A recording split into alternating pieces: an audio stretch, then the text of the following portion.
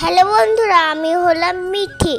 আমি এই রাজবাড়ির মধ্যে তোমাদেরকে ঘুরে দেখাতে চাই। এটা হলো জলপাইগুড়ি রাজবাড়ি পার্ক। এটা হলো সেলফি পয়েন্ট। মাই জলপাইগুড়ি একটা বড় একটা ঝিল আছে, সেখানে বোটিং করা যায়।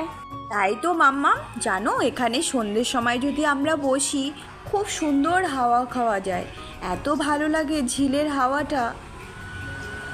তো চলো আমার। মামা দেখো কি সুন্দর একটা ডিয়ার। হ্যাঁ, খুব সুন্দর তাই না? এটা কি ঠিক? কেন? নকল?